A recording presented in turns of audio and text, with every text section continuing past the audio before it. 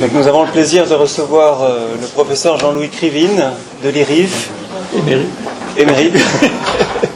Je vais donner un exposé sur la correspondance preuve-programme. Voilà. Bon, je vais vous parler en fait de la correspondance preuve-programme. Oui, bon, je vais passer à la page suivante. Voilà, donc c'est ici.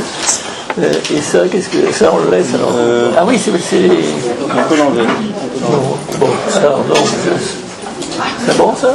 C'est bon, c'est ceci ou ceci, voilà, c'est ça qui peut passer à la pâte après. D'accord. Bon alors je vais pas faire un historique en fait du truc, on fait vraiment rapide. C'est qu'en gros, dans les années 30, enfin c'était en 28 je crois pour le premier, la logique combinatoire, et dans les je sais plus, là, entre 30 et 40, après 30 probablement, pour le lambda calcul. Donc, ils ont découvert, ils n'étaient pas ensemble, hein, ils étaient complètement indépendants. Le Moïse Schoenfield, il était à Göttingen, il faisait sa thèse avec Hilbert. Et donc, il a découvert un drôle de truc qu'il a appelé, je ne sais pas si c'est lui qui l'a appelé comme ça d'ailleurs, la logique combinatoire. On m'entend ce que je dis?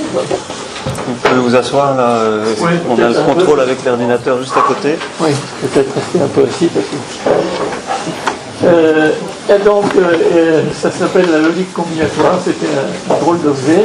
Et un objet encore plus drôle, le lambda calcul, qui a été donc découvert quelques années après par un Américain, Alonzo Church, qui est un célèbre logicien. Je ne sais quel, il aurait dû être célèbre. Mais d'abord il était soviétique et il est mort très jeune à Moscou et dans des conditions il n'avait plus rien bouffé et sauf dans la misère.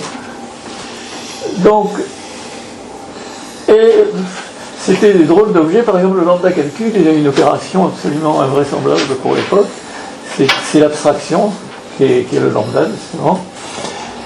Et en fait, on a fini par comprendre de quoi il s'agit. Les deux découvreurs croyaient tous les deux qu'il s'agissait de systèmes logiques, c'est-à-dire de systèmes permettant de faire des démonstrations. Mais en fait, on a découvert la vraie nature de ces objets seulement 30 ans après, parce que c'était des langages de programmation. Alors effectivement, c'était difficile à l'époque où il n'y avait pas l'ombre, même l'idée d'un ordinateur. De voir ça, c'est très curieux d'ailleurs, c'est même extraordinaire que les langages de programmation aient été inventés bien avant qu'il y ait de quoi les faire tourner, sauf faire... Bon, mais ça c'est déjà une chose extraordinaire, mais alors il s'est passé une chose encore plus extraordinaire, enfin moi je le trouve extraordinaire, mais j'ai l'impression d'être le seul, parce que c'est ce que je mettais dans le titre. Moi je dis que c'est une découverte absolument capitale, la correspondance preuve-programme, mais vu que pratiquement personne n'y a fait attention, à part les logiciens, pas tous les logiciens, ceux qui s'intéressent à la théorie de la démonstration, et quelques informaticiens. Alors là, dans l'informatique, la correspondance preuve-programme, elle est vraiment pas connue. Dans le labo où je suis, oui, elle est connue, mais en général, c'est pas le cas. Et donc, c'est aussi 30 ans après, c'est-à-dire dans les années 60, que il y a encore deux découvreurs, à 10 ans d'intervalle, Curie et Howard, qui sont complètement indépendants, ils ne se connaissaient pas, je ne sais pas s'ils se sont rencontrés, et ils les ont reliés respectivement chacun de ces deux langages, donc, ils les ont reliés à un système de preuves tout à fait élémentaire et rudimentaire, mais c'est quand même un système de preuves. Ça s'appelle la logique propositionnelle intuitionniste, avec laquelle vous pouvez pratiquement rien exprimer, vous ne pouvez pas démontrer grand-chose non plus, mais c'est pas le problème. C'est le fait que vous aviez des langages de programmation qui sont reliés intimement, mais de façon tout à fait non triviale, c'est-à-dire bien loin d'être évident, à à un système de preuves. Alors, ce qui s'est passé ensuite, bon, je ne vais pas raconter toute l'histoire du tout parce que c'est pas de ça que je veux parler. C'est celui-là. C'est pas de ça que je veux parler maintenant. Mais ça s'est développé, ça a été étendu à des systèmes de logique bien plus intéressants, le calcul des prédicats, etc. Donc finalement, il est possible d'étendre cette correspondance jusqu'à un système universel de preuves, c'est-à-dire un système dans lequel on peut faire toutes les preuves mathématiques. Et c'est la théorie classique des ensembles. Je mets classique, ça ne veut pas dire que c'est classique au sens habituel, c'est par opposition. Ah non, je suis allé trop. Ah non, c'est dans l'autre sens. C'est par opposition à intuitionniste. Vous avez la logique propositionnelle intuitionniste, et là je parle de la théorie des ensembles classiques. La différence entre classique et intuitionniste, c'est qu'on a le droit d'utiliser le raisonnement par l'absurde. Alors, les matheux, de toute façon, ça les trouble pas beaucoup, le raisonnement par l'absurde, ils ont bien raison d'ailleurs. Et non seulement ça les trouble pas beaucoup, mais ils veulent surtout pas s'en passer. Donc, si c'était resté, comme pendant pas mal de temps, c'est resté limité, justement, à des théories intuitionnistes. Mais, à mon avis, mais bon, c'est mon avis, c'est pas l'avis général, c'est devenu vraiment plus intéressant quand on a réussi à l'étendre à des théories classiques, c'est-à-dire quand on a réussi à mettre le raisonnement par l'absurde dans le raisonnement, dans le système de preuves.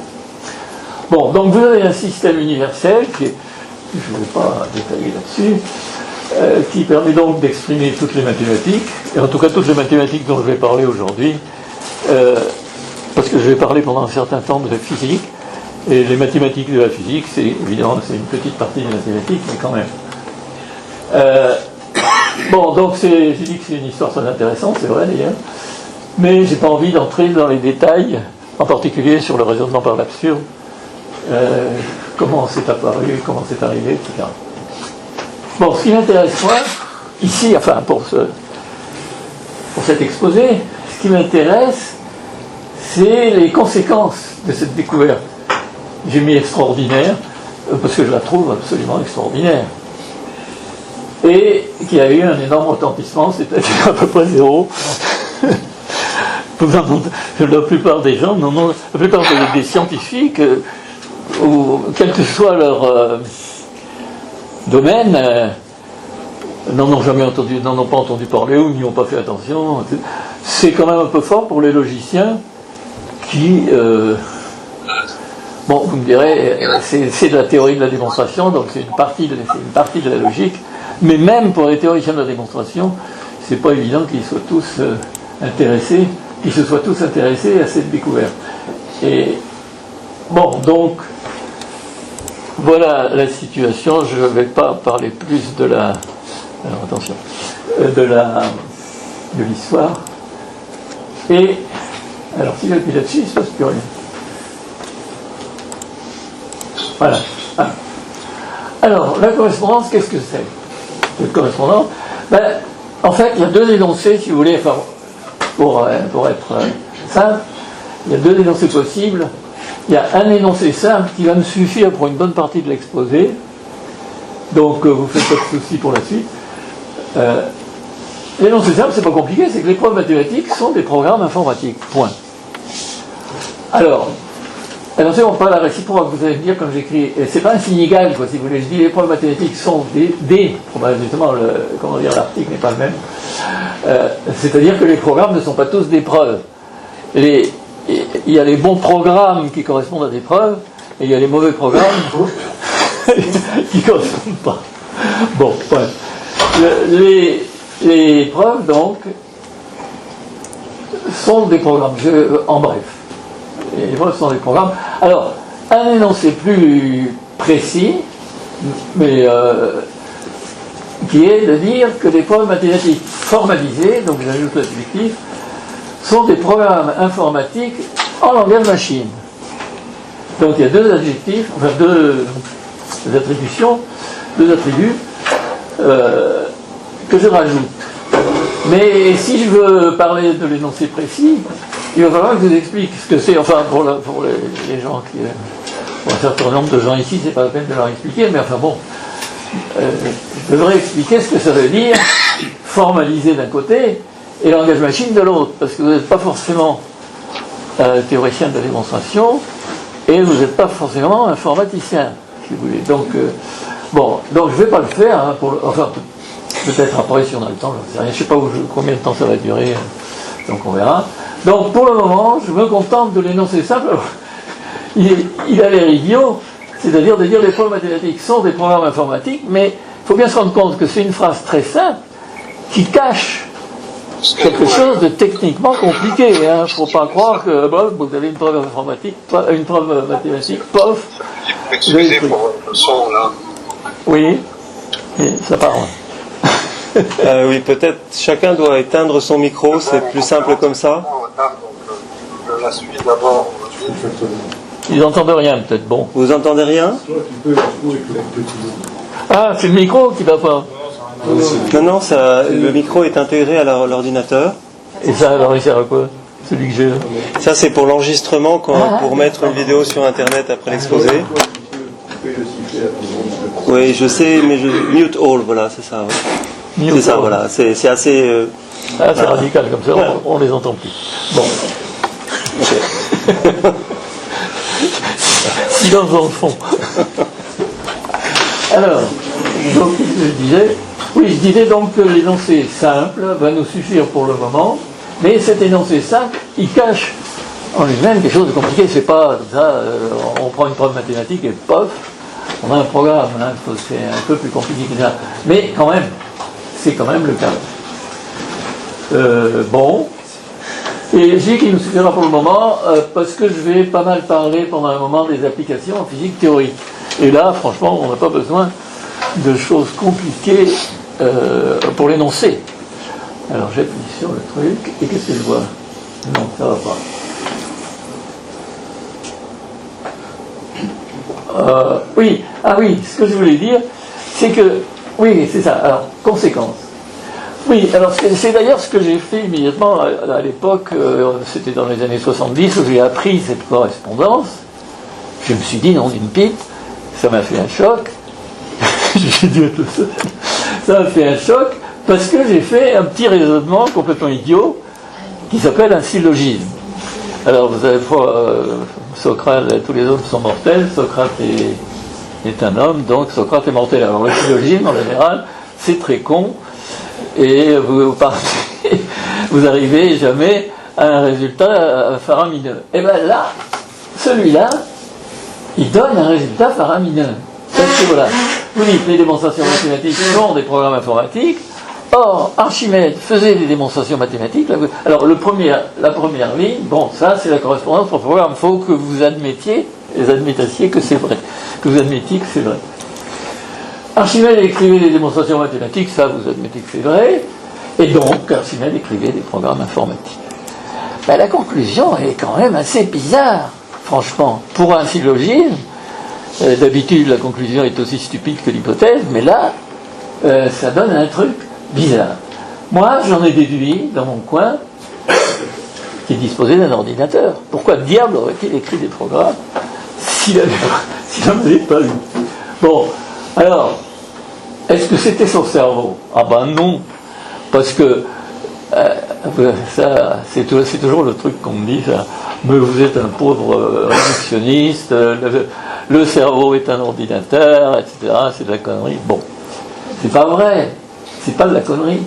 Le cerveau d'Archimède, c'est pas un ordinateur, mais une toute petite partie totalement inintéressante de son cerveau en est un. Et c'est de ça qu'il se sert.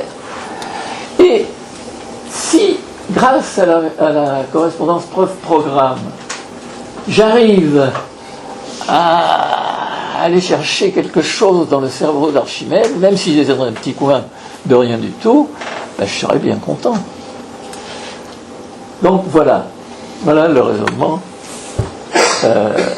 qui m'intéresse. Et en fait, effectivement, la correspondance preuve-programme s'applique, comme vous allez voir, au fonctionnement du cerveau d'Archimède ou non seulement d'Archimède, mais même d'autres animaux, les hommes, les zèbres, enfin tout ce qu'on voudra. Alors, non, ça va pas. J'ai l'impression que je n'ai pas des... Il faut revenir en arrière, c'est là. Mais Ah non, oui, non, on était à la page d'après. ça va. Bon, alors, ces programmes, donc, Archimède, et bien entendu, il n'y a pas que lui qui écrivait des démonstrations mathématiques depuis le temps, donc vous avez écrit de Gauss et compagnie, enfin, bon, il ne les inventait pas, puisque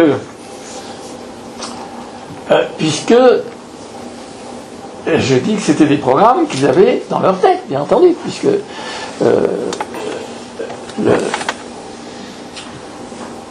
flûte, je me trompe toujours de sens, et j'arrive à en remonter.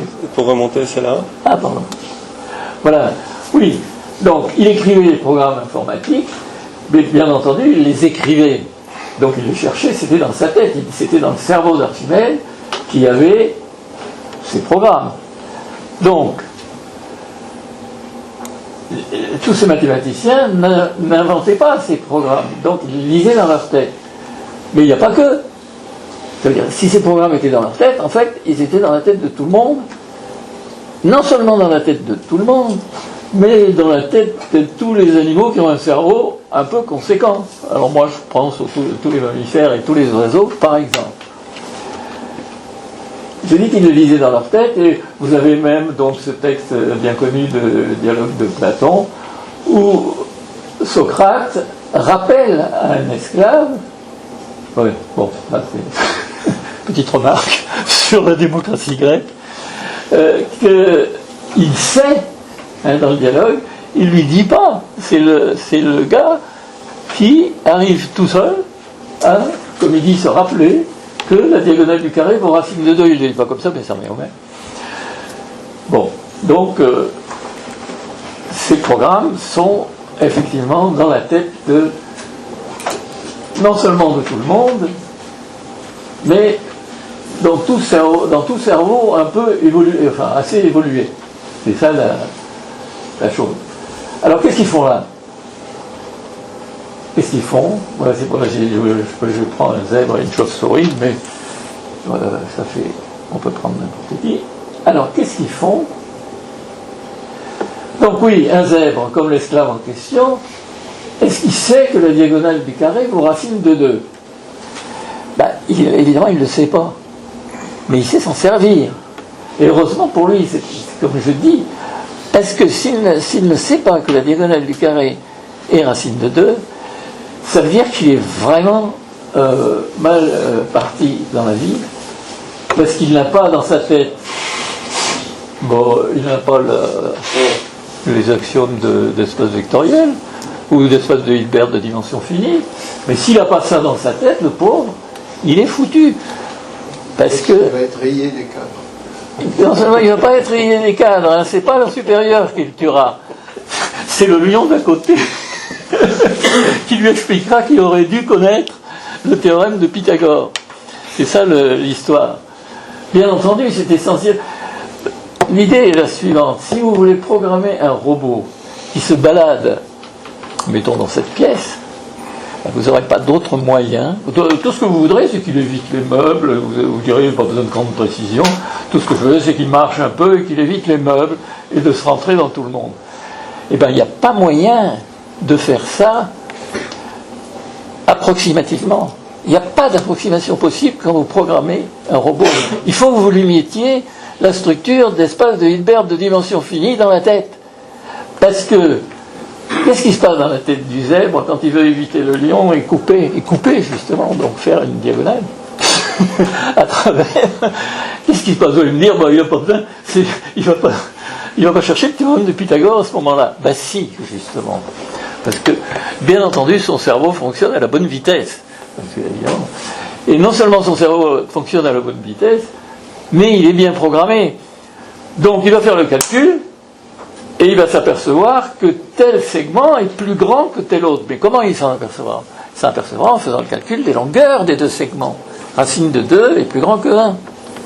Mais il aura calculé racine de 2 et 1. Et bien entendu tout ça, et bien entendu il dira au zèbre, il ne lui dira pas 1, 414 c'est plus grand que 1, non. Il dira passe par 1. Mais il n'aura pris sa décision que parce qu'il a fait le calcul exact. C'est pas possible de programmer autrement un robot. Vous ne pouvez pas programmer un robot de façon approximative. Donc il faut des lois exactes. Et c'est pour la même raison que, comme vous et moi, oui en effet, le zèbre en question c'est servir en effet de la gravitation, de l'équation de Maxwell, des équations de Navier-Stokes, etc., de la mécanique quantique, tout ce que vous voudrez. Alors quelle est la différence entre le zèbre et l'homme? Pas la seule, mais enfin elle est importante. La différence, c'est que tout ça qui sont programmés dans son cerveau de façon exacte, bien entendu, il s'en sert, mais seulement pour lui. Il n'y a que lui qui va se servir de tout ça. Tandis que, heureusement ou malheureusement, je ne sais rien, les homo sapiens, oui, les hommes, ont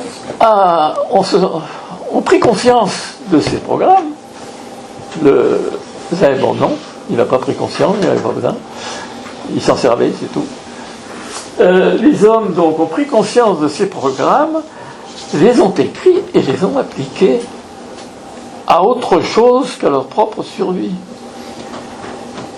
Et voilà, ça a fait l'industrie, ça a fait tout ce que vous connaissez, bien entendu. La comptabilité. Et Internet, les réseaux sociaux et tout. Catastrophe. Bon. Alors, attendez, je vais finir par y faire un truc. Voilà. Alors, donc c'est une découverte, la correspondance preuve-programme. Vous voyez que tout ça découle. Alors, vous allez me dire que ça ne découle pas directement, mais si quand même, parce que j'ai pas mis longtemps à vous le dire. Tout ça découle donc de la correspondance preuve-programme. Et en effet, je vous dis que les domaines d'application sont absolument passionnants, si on veut bien s'y intéresser. Alors, parmi les domaines d'application, il y a le premier, c'est celui, alors je vais commencer par celui-là, parce que justement c'est le plus facile puisque je ne vous ai donné aucune précision sur cette correspondance preuve-programme, donc, mais on n'a pas besoin à ce moment-là, pour les lois de la physique, on n'a vraiment pas besoin d'en connaître plus. Par contre, le problème de la nature des mathématiques qui traîne depuis je ne sais pas combien de temps, donc ça devient... on voit bien que quand même la correspondance preuve-programme a quelque chose à voir avec la nature des mathématiques. D'ailleurs, il y a une chose que je n'arrive pas à comprendre, c'est justement comment se fait-il que cette correspondance preuve-programme soit complètement ignorée, par exemple, des philosophes qui s'intéressent à la nature des mathématiques. Quand même, rien que le nom aurait dû leur mettre la puce à l'oreille. Bon, je ne sais pas. Et troisième truc vraiment intéressant également, je ne sais pas si j'aurais... Oui,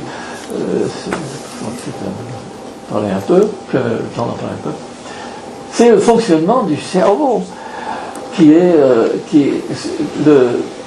cette correspondance preuve-programme nous donne un point d'entrée, justement un petit peu comme j'en ai dit un mot, mais vous allez voir plus précisément dans la suite, comment vous avez un point d'entrée extrêmement intéressant dans le fonctionnement du cerveau du zèbre. Bon, alors à quoi il sert en ce moment? Vu le petit nombre de gens qui s'y intéressent, essentiellement, son domaine d'application, c'est le problème de la preuve de programme. Donc elle sert, sous diverses formes, etc., à améliorer la qualité des programmes. C'est déjà pas mal, bien entendu, c'est intéressant, mais enfin, moi, ça ne m'excite pas trop. Bon, alors, donc, j'ai dit, je prends les trois domaines qui sont là, je vais prendre le premier, puis je ne sais pas si j'irai beaucoup plus loin, mais on verra. Donc, je m'intéresse aux lois de la physique. On va parler de physique. Alors, j'appuie sur le bouton. Les lois de la physique. Alors, les lois de la nature, entre guillemets. C'est pour ça que j'ai mis prétendu. Les prétendues lois de... Qu'est-ce qu'on en entend sur les lois mathématiques de l'univers? Alors là, franchement, il y a de quoi rigoler. Bon. Alors, les prétendues donc, lois mathématiques de la nature. Alors, vous avez tout ce que vous voulez, la gravitation, la relativité, la mécanique des fluides, la mécanique statistique, enfin bref, vous avez l'embarras du choix. Donc, puisque ce sont des mathématiques, hein, parce qu'il n'y a pas moyen, vous faites de la mécanique quantique, si vous ne savez pas un poil de maths, ben vous êtes foutu, quoi. Je ne dis pas que c'est des maths bien compliquées, il ne faut pas charrier, mais quand même, il faut regarder d'un peu près. Donc, ce sont des maths. Conclusion, comme ce que nous dit la correspondance prof-programme, ce sont des programmes qui sont donc dans le cerveau. Alors, ils étaient dans le cerveau d'Archimède, mais il n'a pas réussi à les trouver. C'est pas lui qui a réussi à les trouver. Bon, il a trouvé autre chose quand même. Donc, ce sont des programmes. Alors, qui est-ce qui a écrit ces programmes? C'est pas les individus qui les ont dans leur tête, évidemment, et on n'est pas capable d'écrire des programmes dans notre tête. C'est l'évolution, que j'appelle la programmeuse pour la raison suivante. Enfin, pour une raison évidente, c'est parce que c'est elle qui a écrit les programmes. Mais, disons, je fais exprès de lui donner un nom autre que l'évolution, parce que les biologistes, quand ils parlent de l'évolution, ils s'intéressent, ou tout au moins pratiquement toujours, à l'évolution des organes.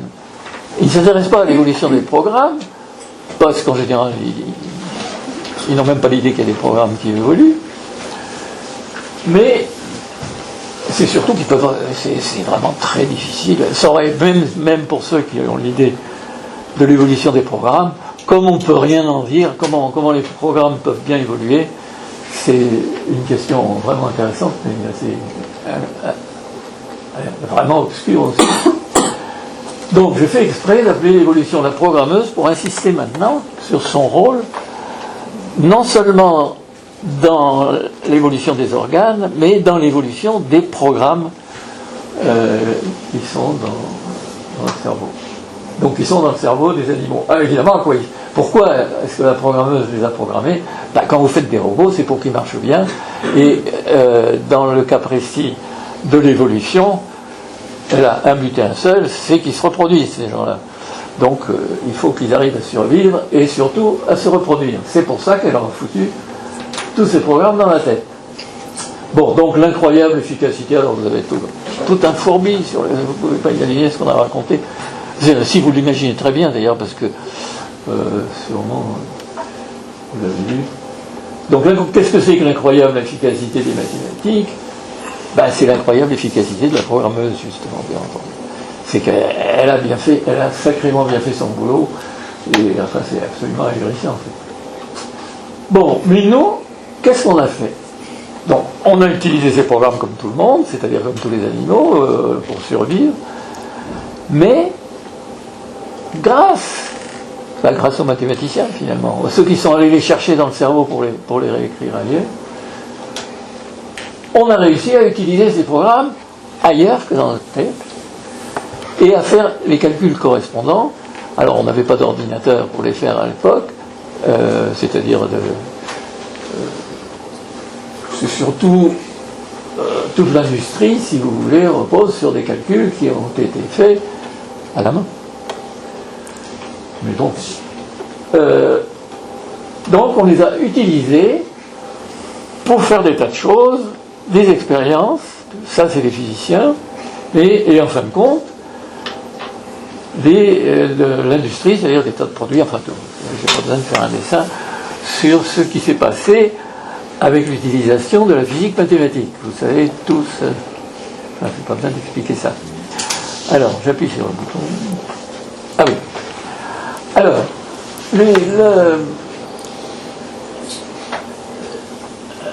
à propos donc des lois de la nature, donc, vous allez me dire, mais quand même, l'univers suit des lois mathématiques. Tout le monde le dit. Et puis, c'est quand même bizarre, quoi. Si vous y réfléchissez une minute, ça ne tient pas debout. Une seconde.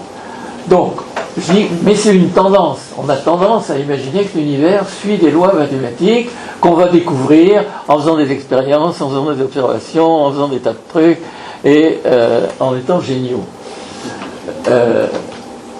Eh ben non, une fois pour toutes, il n'y a pas de loi. Il faut quand même être sérieux. Alors, néanmoins, ça ne veut pas dire qu'il ne faut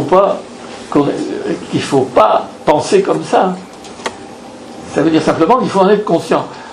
Si vous voulez, vous savez tous que la Terre tourne sur elle-même et que c'est pas le Soleil qui tourne autour de la Terre, mais c'est la Terre qui tourne sur elle-même et qui nous donne cette impression. Néanmoins, si vous prenez la vie de tous les jours, vous êtes tout le temps en train de vous dire le Soleil se lève à l'est, il se couche à l'ouest et il tourne autour de moi. Et vous n'en démordez pas, heureusement pour vous, parce que ça serait vraiment infernal si vous étiez toute la journée, pour votre vie de tous les jours, vous étiez en train de penser « Ah, mais non, il n'est pas en train de tourner, c'est moi qui suis en train de tourner ». J'aime mieux vous dire que ça serait un peu pénible. Donc, c'est très bien de penser que l'univers suit des lois, je ne dis pas qu'il faut arrêter, il faut simplement pas plus croire qu'il a des lois que le Soleil tourne autour de la Terre. C'est pratique, mais c'est pas vrai. Voilà. Ah oui, alors j'ai pris comme exemple les biologistes. C'est pareil. Vous prenez les biologistes. Ils vous disent tel organe est apparu en raison de son utilité. L'œil sert à voir, etc. Tout ça. Bon. Bien entendu, c'est pas vrai. Et ils le savent très bien. Ils connaissent l'évolution, ils vivent avec ça.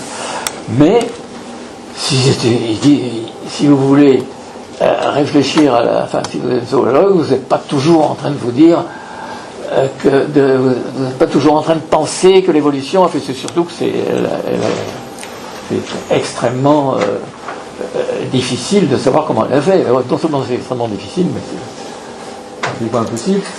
Si pour l'œil, on pense à des tas de choses là-dessus, mais la plupart du temps, on pense à un organe en fonction de son utilité. C'est comme ça qu'il faut faire. Bien entendu, c'est faux, mais on ne va pas s'amuser sans arrêt à dire « Ah oui, mais grâce à l'évolution, ceci, cela ». Voilà. Bon, donc je dis que les lois de l'univers, c'est pratique et c'est faux.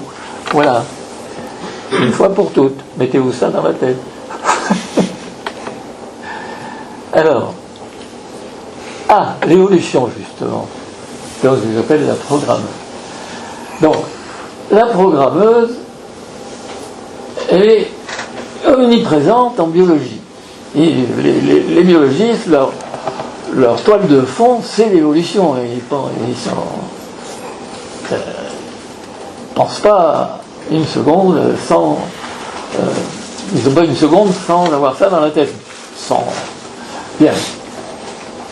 Pourquoi il n'y a que, vu que l'évolution c'est si important, c'est fondamental, comment se fait-il que les physiciens n'y pensent jamais, les mathématiciens non plus, et on va voir qu'ils ont bien tort.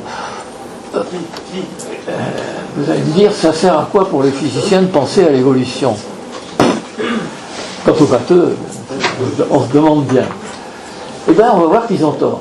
Quant aux philosophes, moi, je ne me prononce pas parce que j'y connais rien. J'aime mieux pas en parler. Mais je me dis quand même qu'on n'entend pas parler beaucoup d'évolution en épistémologie. Je dois dire. Mais j'irai pas plus loin. Voilà. Alors, attendez, il faut que je vois. Oh là là, je parle trop. Alors, conséquences. Conséquences en physique, puisque je vais vous parler des lois de la physique, enfin, je vais vous parler de la physique, vue sous cet angle-là. Donc je dis, conséquence de tout ce que je viens de dire, eh bien, il y a trois principes qui ne sont jamais observés par les physiciens. Il y a trois principes qui devraient être, derrière la tête de toute expérience de physique, enfin, d'un physicien qui fait des expériences, et qui ne met jamais.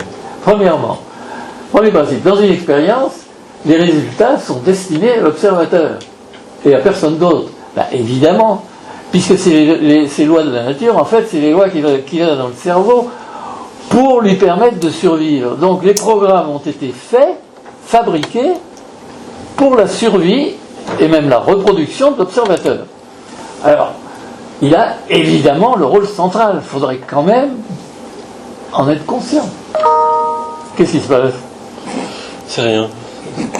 Je suis obligé de mettre le son et donc il y a parfois un mail qui arrive, c'est rien. Ah, d'accord. Donc, ça, c'est la première chose, c'est donc que dans une expérience, les résultats sont exclusivement destinés à l'observateur. Deuxièmement, évidemment, si l'observateur n'est pas tout seul, ben les lois peuvent être fausses. Ben, évidemment, quand vous programmez un robot, vous ne programmez pas le robot d'à côté, vous vous occupez que du robot. Les programmes que vous lui mettez dans la tête lui sont destinés à lui et pas à celui d'à côté. Celui d'à côté, il a ses programmes qui sont peut-être les mêmes, mais ça fait rien. Ils ne vont pas se parler. Donc, si l'observateur n'est pas tout seul, eh ben, les programmes sont utilisés dans des conditions qui ne sont pas prévues par le programmeur, et ça, j'aimerais vous dire que c'est une catastrophe, ça s'appelle un bug. Donc, je traduis ça en disant que si l'observateur n'est pas seul, les lois peuvent être fausses. Bien entendu, un bug, ça ne veut pas dire que c'est une catastrophe, parce qu'il ne provoque pas toujours des catastrophes, mais il peut en provoquer. Troisième principe, ah oui, elle n'a pas des capacités de calcul illimitées. En physique, on a tendance à croire qu'on va trouver les lois de l'univers sans arrêt. C'est-à-dire que comme c'est les lois de l'univers, lui, il a des lois indéfiniment. Une fois que vous vous rendez compte que c'est dans la tête d'un zèbre, bon, moi j'ai un grand respect pour le cerveau des zèbres, mais quand même, ça va bien s'arrêter. Hein. Et on a l'impression, donc je dis, on peut s'attendre à des blocages. Là, j'ai mis une chauve-souris ou un gnou. J'essaye de mettre des tas d'animaux différents. ça va finir par faire un zoo. Je dis qu'on peut s'attendre à des blocages. Ben oui. Qu'est-ce qui peut se passer? Ben, il peut se passer, regardez les trois petits trucs, les points d'interrogation que j'ai mis. La matière noire, l'énergie sombre et la théorie de tout. Alors, pour les physiciens, ça dit quelque chose. Je sais pas si vous voyez ce que c'est. La matière noire, c'est que les mecs se sont aperçus que les galaxies, elles ne tournent pas rond en gros, quoi. Elles ne tournent pas comme elles devraient tourner, et qu'il y avait un seul moyen, enfin que la loi de la gravitation, ben, elle s'applique de travers si on ne rajoute pas une quantité faramineuse de matière invisible qui n'interagit avec rien, qui est absolument... mais elle est là. Alors il l'appelle la matière noire. Ça s'appelle, du point de vue scientifique sérieux, ça s'appelle un artefact, quoi, un truc ad hoc. On rajoute la matière noire, bon, etc. Alors, ils sont en train d'essayer de trouver les particules de matière noire, de faire interagir avec quelque chose pour que... une des raisons du nouvel accélérateur qu'on va fabriquer à Genève, qui va faire je ne sais pas combien de kilomètres de long et de diamètre, c'est justement de trouver ces particules. Bon, ils existent peut-être, mais il se peut très bien que la programmeuse se soit complètement foutue de ce qui se passait à l'échelle des galaxies. Elle a dit à l'échelle du système solaire et de notre galaxie, ça suffit, ils se démerderont comme ça. À ce moment-là, si vraiment c'est ce qu'elle s'est dit, ben vous pouvez toujours chercher la matière noire. Hein. Alors l'énergie sombre, c'est la même chose. Les adjectifs sont adaptés au fait qu'on ne comprend rien. L'énergie sombre, c'est l'expansion de l'univers qui ne marche pas exactement comme on voudrait. Bon. Et il faut une quantité faramineuse d'énergie, c'est pareil. Les deux ensemble, la matière noire et l'énergie sombre, si j'ai bien lu les comptes rendus, ça fait quand même 95% de la matière et de l'énergie qui se trouvent dans l'univers. Et si on a besoin, si c'est vraiment ad hoc, alors si c'est vraiment... Bon, ça indique que... ça indique peut-être qu'on est arrivé au bout des programmes qui sont dans le cerveau du zèbre. Parce que le physicien, lui, il cherche les programmes, en fait, qui sont aussi dans le cerveau du zèbre. Voilà.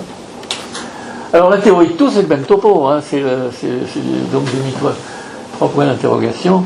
La théorie de tout, c'est de réunir de trouver une théorie qui unifierait la gravitation et la théorie quantique du champ. On tourne en rond mathématiquement. Alors, vous ne pouvez pas imaginer, enfin, il y a des bons. On a des théories mathématiques absolument fantastiques. Je ne dis pas, c'est très intéressant du point de vue mathématique d'ailleurs. Mais est-ce que ça correspond à quelque chose? Du point de vue expérimental, on n'a jamais rien trouvé qui corresponde à ces théories. Donc, on peut se demander si on n'est pas arrivé, on y arrivera au bout du cerveau du zèbre, quand même, il n'est pas infini. Voilà. Donc, qu'est-ce que je fais là? Quel est mon truc? Alors je vais rentrer un peu dans le détail. C'est pour ça que je vous ai dit que, parce qu'en physique, c'est assez intéressant d'aller regarder les lois de la physique. Parce que vous allez voir, le fait que les physiciens ne les regardent pas comme ça, et je dis que c'est très intéressant de les regarder comme ça, non pas parce que ça va améliorer nos connaissances physiques, de la physique, ça va améliorer notre connaissance du cerveau. C'est pour ça. C'est-à-dire que grâce aux expériences faites en physique, les physiciens n'en tireront rien de plus de mon baratin. Mais je dis que ça donne des voies de recherche dans la direction du fonctionnement du cerveau. Alors vous me direz que les physiciens s'en foutent, mais bon, c'est quand même intéressant. Alors, l'observateur en relativité. Oui, vous le savez tous que la vitesse, la masse d'un corps, la durée d'un événement dépendent de l'observateur maintenant. Pendant longtemps, elle n'en dépendait pas avec la mécanique classique. Mais en théorie de la relativité, bien entendu, on est obligé de les faire dépendre de l'observateur. Bon, c'est pas étonnant, il n'y a rien d'extraordinaire là-dedans, puisque les données en question sont personnellement réservées à l'observateur, c'est-à-dire pour son usage personnel. Donc, son cerveau fait les calculs nécessaires à ses besoins, il n'y a aucune raison que le type d'à côté, faisant les mêmes calculs, trouve les mêmes résultats. Parce qu'il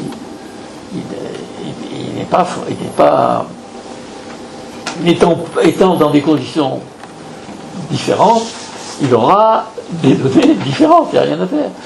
Donc c'est tout, il n'y a rien à dire. Oui, je dis que c'est pas prévu que vous prenez une chauve-souris et un gnou et qu'ils discutent des résultats qu'ils ont trouvés. Donc ça, c'est clair que la programmeuse n'a pas pensé à un truc pareil. Je prends une chauve-souris et un gnou, mais vous prenez 2 hommes, et c'est pareil. Elle n'a pas prévu que 2 hommes discutent des résultats de leurs expériences. Bon, ils le font sans que la programmeuse l'ait prévu, c'est très bien. Je ne dis pas qu'ils ont tort de le faire, au contraire. Mais il ne faut pas s'étonner que ça donne des trucs intéressants et étonnants. Moi, je trouve ça très intéressant qu'on se débrouille à utiliser les programmes de la programmeuse d'une façon qu'elle n'a pas prévue. C'est là que c'est marrant. Mais il ne faut pas s'étonner qu'on ait des résultats marrants. Voilà. Alors, je dis les 2 jumeaux n'ont plus le même âge. Oui, c'est le paradoxe des jumeaux que vous connaissez. C'est-à-dire le fait que quand il y en a un qui voyage et qui fait un tour à grande vitesse, et quand il revient à côté de son frère, il n'a plus le même âge. Bon. Alors je dis, évidemment, ils n'avaient qu'à pas les comparer. Et puis c'est tout. Et en tout cas, c'est pas prévu qu'ils les comparent. C'est amusant de les comparer, bien entendu. Et non seulement c'est amusant, mais c'est intéressant. Simplement, bon, c'est comme ça. Alors, hop. Alors oui, donc ce que j'ai... Tous les paradoxes, comme vous savez, il y a des paradoxes en mécanique quantique, je vais les rappeler pour ceux qui ne connaissent pas. Mais tous ces paradoxes, c'est encore une fois le fait que les physiciens n'appliquent pas les 3 petits principes qui correspondaient au fait qu'en fait il s'agit de programmes qu'on a dans le cerveau, c'est tout. Donc ces trois principes, si vous appliquez les trois principes, les paradoxes ils sont très cons. Alors, je regarde. Je dis qu'ils disparaissent, donc si on applique les principes en question. Alors, vous avez l'information qui se transmet plus vite que la lumière. Elle se transmet tellement plus vite que la lumière que même elle se transmet instantanément, théoriquement. Donc, c'est la fameuse expérience, enfin la fameuse pour les physiciens, elle est très, pour les gens qui s'intéressent à la mécanique quantique, elle est très fameuse. Bon, pour les autres, voilà. Alors, je ne vais pas la décrire, bien entendu, mais le problème dans cette expérience, c'est qu'il y a une information qui se transmet plus vite que la lumière. Je veux dire, pratiquement instantanément. C'est-à-dire, quand les deux observateurs sont distants dans la première expérience, ils devaient être distants de quelques mètres. Mais maintenant, il y a plusieurs kilomètres. Donc l'information se transmet 1000 fois plus vite que la lumière, par exemple. Donc ça va pas, ça. Alors, mais si vous voulez vous apercevoir que l'information se transmet plus vite que la lumière, il faut que vous mettiez deux observateurs. Il faut que vous mettiez un observateur d'un côté, un observateur de l'autre, et qu'ils soient en même temps l'un de son côté et l'autre de l'autre, parce que sinon, s'il n'y a qu'un seul observateur, il va falloir qu'il fasse le déplacement, et lui, il ne peut pas se déplacer plus vite que la lumière, donc l'information ne se déplacera pas. Donc il faut deux observateurs. Je vous ai expliqué, principe numéro, je ne sais pas combien, 2, je vous ai expliqué que c'est pas que c'est un bug. C'est-à-dire, bien entendu, vous pouvez appliquer les lois vous pouvez essayer d'appliquer les programmes de la programmeuse dans les conditions qui ne sont pas prévues, mais la programmeuse n'a prévu qu'un observateur. Si vous mettez deux observateurs, vous risquez d'avoir un paradoxe, quelle que soit la situation. Donc, et bien là, vous êtes obligé de mettre deux observateurs, et bien vous avez un truc un peu bizarre qui est une information qui se transmet plus vite que la lumière. Alors, comment est-ce que les physiciens s'en tirent? Ils disent, c'est pas une information. Alors là, je trouve qu'il y a de l'abus. Il dit non, bon, d'accord, c'est transmis instantanément, mais c'est pas une information. Bon, mais n'empêche que on s'est empressé d'utiliser cette transmission plus vite que la lumière pour transmettre une clé de cryptographie. Vous pouvez transmettre une clé cryptographique entre deux interlocuteurs distants d'autant de kilomètres que vous voudrez, et vous la transmettez instantanément. Alors, on répond, ah ben non, mais la clé cryptographique, c'est pas une information. Moi, je trouve qu'on se fout de la gueule du monde à ce moment-là. Oui, je dis demander aux pirates si la clé cryptographique n'est pas une information. Donc, dans le protocole en question, vous transmettez la clé par la méthode, justement, extraordinaire plus vite que la lumière, et après, une fois que vous avez la clé, bien entendu, vous transmettez les messages, c'est-à-dire ce que disent les physiciens, c'est que vous ne pouvez pas transmettre les messages. Les messages, on prend une voie habituelle. On ne peut pas transmettre un message plus vite que la lumière. Mais vous avez quand même transmis une information. Moi, je n'y peux rien, mais vous avez transmis une clé de cryptographie. Merde, si c'est pas une information, ça... Je me demande ce que c'est. Bon. Alors... Paradoxe en mécanique quantique. Ah, l'effondrement de la fonction d'onde. Ah, alors là, en mécanique quantique, c'est un serpent de mer qui date de, je ne sais plus quand. C'est vraiment le serpent de mer. Et alors, vous ne pouvez pas imaginer les trucs qu'on a inventés à ce propos-là. Le sommet de l'histoire, c'est... Donc, je vais vous dire un mot de l'effondrement de la fonction d'onde, mais c'est quand même marrant de voir les trucs ahurissants, les explications ahurissantes que ça a suscité. La meilleure, c'est les mondes multiples. Alors là, les mondes multiples, c'est le sommet. C'est-à-dire qu'on dit que chaque fois qu'on fait une expérience, chaque fois que on fait une expérience, qui c'est on? Ah, ben c'est n'importe qui fait une expérience, c'est peut-être une fourmi, c'est peut-être un... Je sais pas, bon, chaque fois qu'on fait une expérience, le monde se divise en autant de possibilités que de résultats possibles pour l'expérience. Ouf! Vous vous rendez compte du truc, vu le nombre d'expériences qui se font dans le monde, depuis quand ça se produit, tout ça. Enfin, ce que je trouve, je critique pas ce truc-là, comment dire, au sens esthétique et tout ce qu'on voudra, science-fiction, c'est marrant, c'est joli, c'est amusant, mais enfin, faut quand même dire que c'est pas sérieux, quoi. Je veux dire, c'est absolument impensable, ce truc. Bon. Et ça n'est qu'un des exemples, des explications qui ont été données sur le problème. Ça s'appelle le problème de la mesure. Hein. Donc, et alors, donc, on l'appelle aussi l'effondrement de la fonction d'onde. Vous allez voir pourquoi. Enfin, si j'arrive à vous l'expliquer correctement. Donc, j'ai dit que tout ça, c'est pour ne pas appliquer le principe numéro 1. Le principe numéro 1, je vous le rappelle, parce que j'ai déjà oublié moi aussi, c'est que les résultats d'une expérience sont destinés exclusivement à l'observateur.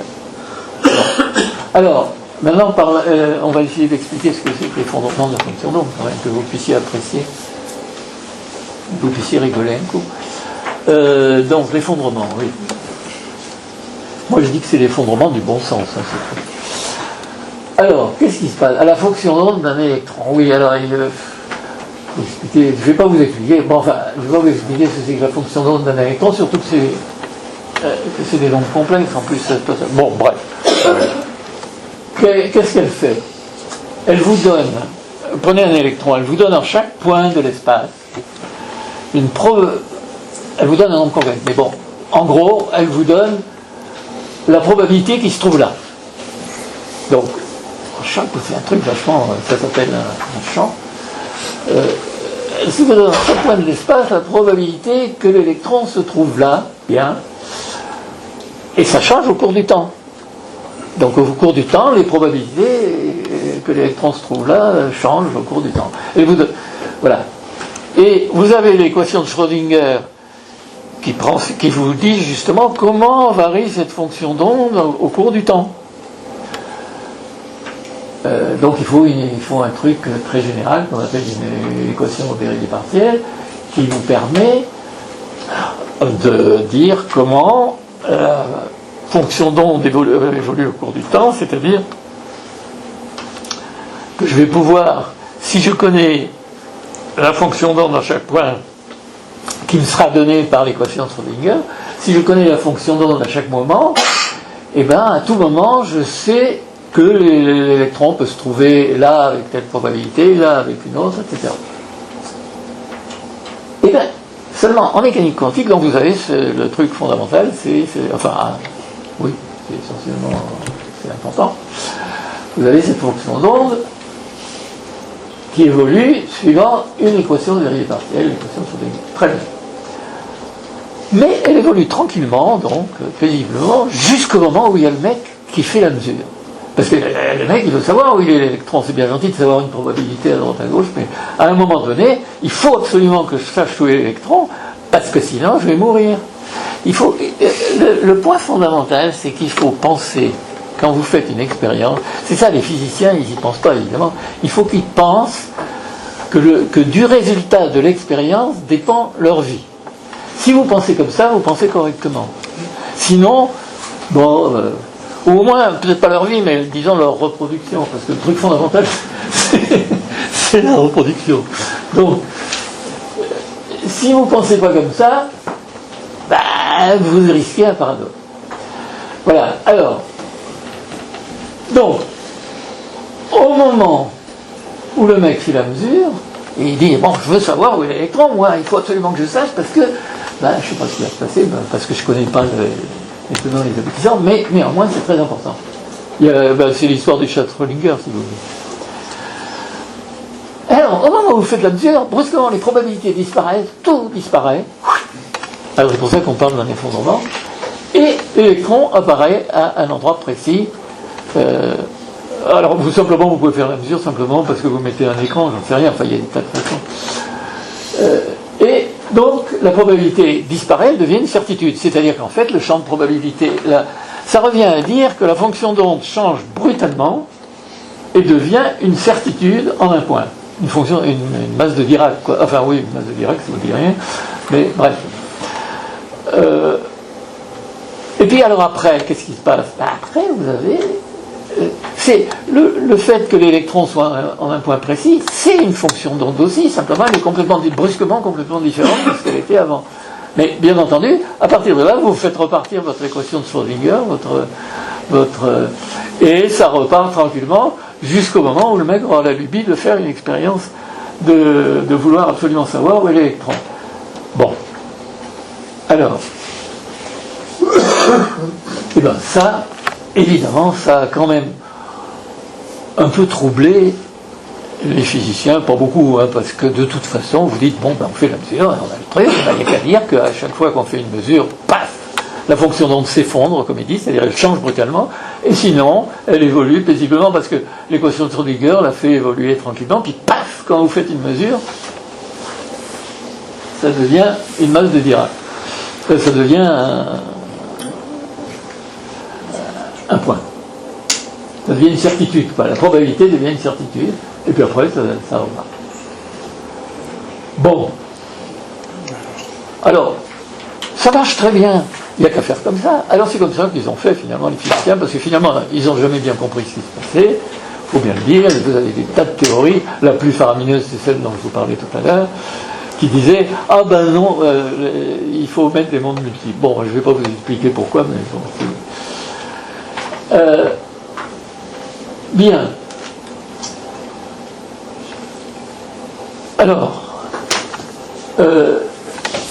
voilà le problème de l'effondrement de la fonction d'onde. Encore une fois, pour les physiciens, ça n'a aucune importance, il n'y a qu'à dire, bon, ben, ça se passe comme ça, puis c'est tout. En fait, en gros, c'est ce qu'ils ont dit, hein. C'est ce qu'ils ont fait toujours. La mécanique quantique, ça marche d'une façon faramineuse. Il n'y a qu'à dire, bon, ben, chaque fois qu'on fait une mesure, ça se passe comme ça, voilà, comme j'ai expliqué, et puis c'est tout, c'est la loi.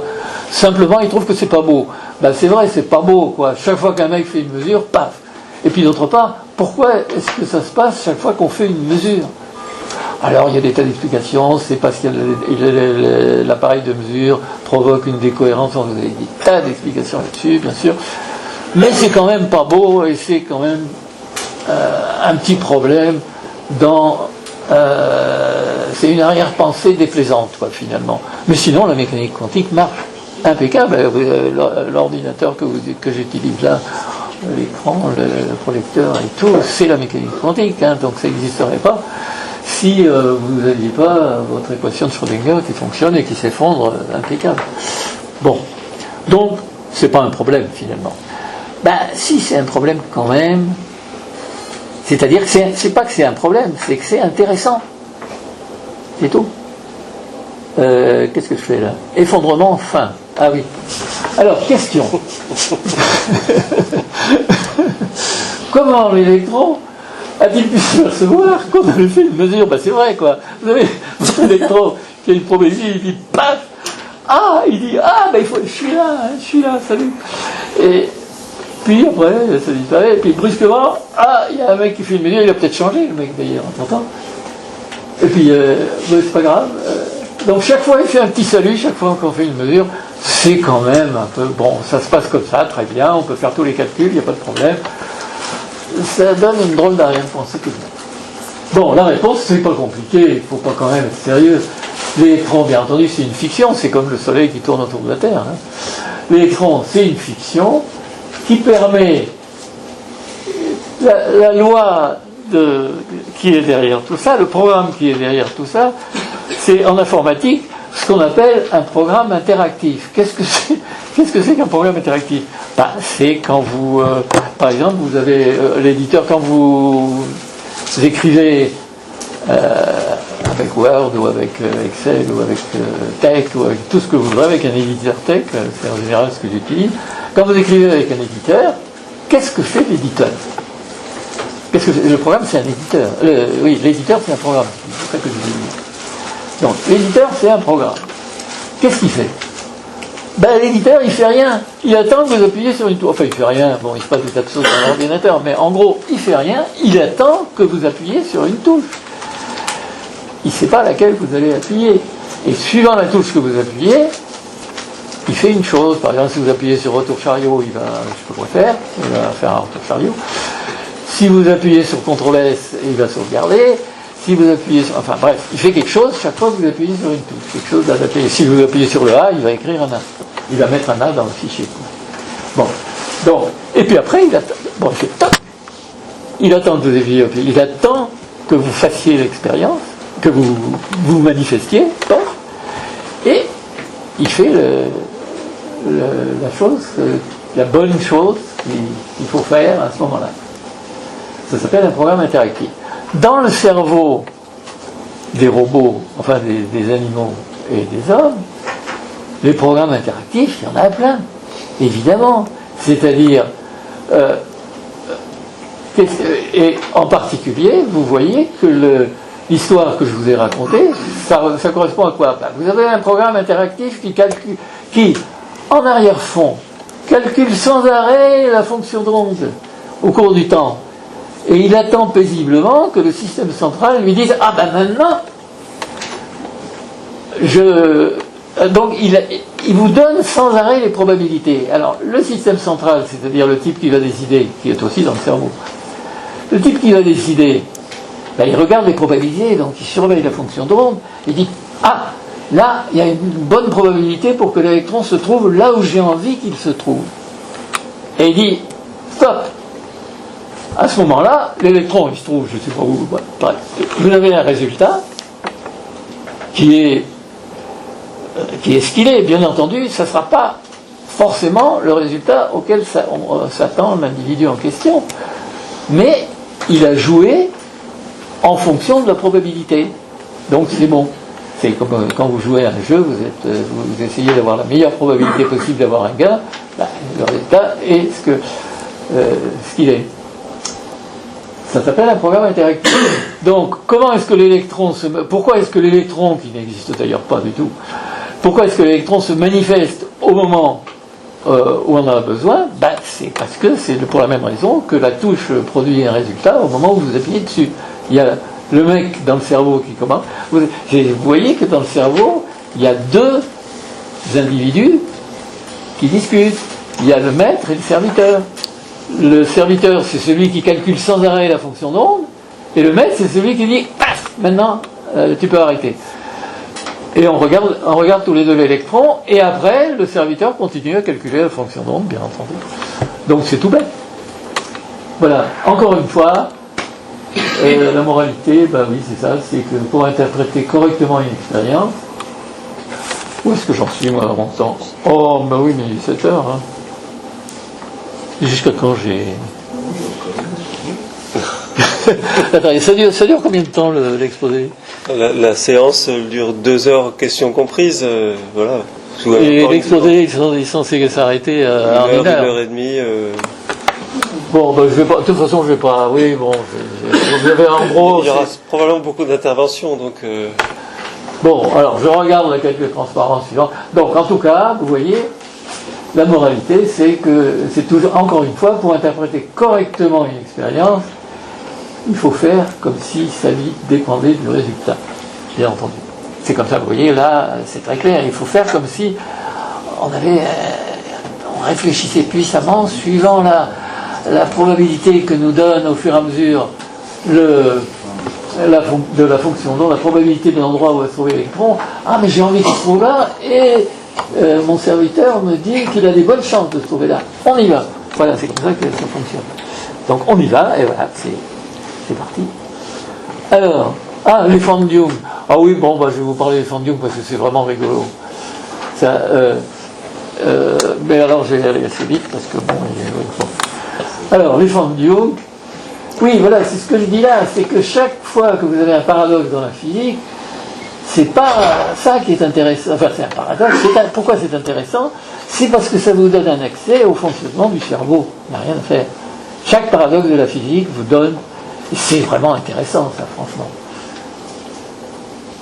Oui, c'est un peu comme, oui, je dis, un peu comme si vous utilisiez les illusions d'optique pour savoir comment l'œil fonctionne, mais on a d'autres moyens plus efficaces que les illusions d'optique pour savoir comment fonctionne l'œil, tandis que pour savoir comment fonctionne le cerveau, on n'a vraiment pas beaucoup de moyens. Donc il faut bien se servir des moyens qu'on a. Et les paradoxes de la physique, c'est un outil, à mon avis, très précieux. Et je dis que l'expérience des formes de Jung est spécialement intéressante. Donc les formes de Jung, c'est un cas de ce qu'on appelle en mécanique quantique le principe d'incertitude. Qui c'est le mec Heisenberg. Ah oui, à ce propos. Ouais, Feynman qui a écrit ce truc. Si vous croyez, c'est à propos des formes de Jung, si vous croyez avoir compris la mécanique quantique, c'est que vous ne l'avez pas comprise. Ouais. Donc si vous regardez cette phrase, elle veut simplement dire que la mécanique quantique est incompréhensible, puisqu'il y a un raisonnement par l'absurde ou quelque chose comme ça. Bon, ben on va voir ça, justement. Alors, donc on va voir ça, j'essaye de vous dire ça. Ah oui, alors, bon, les formes de Jung, les physiciens ils savent bien, c'est l'expérience la plus connue en physique peut-être. Qu'est-ce que c'est? J'aurais dû faire un petit dessin, mais j'ai la flemme. Bon, vous avez une source d'électrons. Ah, ça c'est l'électron. Vous avez une source d'électrons. Devant la source, vous mettez un écran qui est percé de 2 fentes. Et un peu plus loin, vous mettez un écran pour recevoir l'électron qui sera passé par l'une des 2 fentes et qui va taper la source. Et quand il tape l'écran de réception, je sais pas, ça fait un ding là, ou ça fait une lumière. Il y a ce qu'il faut pour qu'on sache où est-ce qu'il a tapé. Bon, et maintenant, on va se mettre dans la situation où l'observateur se prépare. On ne va pas aller plus loin, on va juste se préparer à envoyer des électrons. On ne va pas faire l'expérience. Mais je vais vous dire ce qui va se passer. Donc, on se prépare à envoyer, l'observateur qui est là, se prépare à envoyer un seul électron. C'est ça le point intéressant dans l'histoire des formes de Jung, c'est parce qu'on n'envoie qu'un seul électron. On envoie les électrons un par un, sinon c'est pas rigolo. Bon. Alors, qu'est-ce que prévoit la mécanique quantique? Parce que c'est toujours il se prépare à envoyer un truc, il ne faut pas oublier que sa vie en dépend du résultat. Alors, qu'est-ce que prévoit la mécanique quantique? Donc, la mécanique quantique ne prévoit toujours que les probabilités. Enfin, parmi les probabilités, il y a aussi des certitudes, mais c'est très rare. Donc, mais dans le cas précis, il y a une certitude, vous allez voir. Donc, qu'est-ce qui va se passer? Non, c'est pas qu'est-ce qui va se passer. Qu'est-ce que prévoit la mécanique quantique? Ouais. Non, mais ça va se passer parce que les prévisions de la mécanique quantique sont toujours bonnes. Eh bien, ce qui se passe, c'est que sur l'écran d'arrivée, il y a une zone bien délimitée, pas loin du milieu, pas loin du centre, de l'axe des 2 fentes, qui a des propriétés absolument invraisemblables. Chapitre. Ah oui, j'ai mis le mythe d'Orphée. Oui.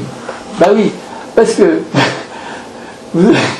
si vous avez l'observateur, donc, s'il tourne le dos, c'est-à-dire que s'il ne regarde pas l'électron, s'il tourne le dos à l'expérience, à ce moment-là, l'électron n'ira certainement pas frapper la zone en question. Si par hasard, l'observateur regarde parce qu'il veut savoir par quelle forme va passer l'électron, c'est comme Orphée qui tourne la tête et qui veut voir Eurydice. Alors, catastrophe, il y a une probabilité positive que la mécanique quantique ne vous donne jamais une certitude. Sauf là, quand même, s'il tourne le dos, il y a quand même une certitude, effectivement, c'est qu'il n'ira pas là. Mais s'il regarde, il n'y ira peut-être pas, mais il y a une probabilité positive qui frappe la zone en question.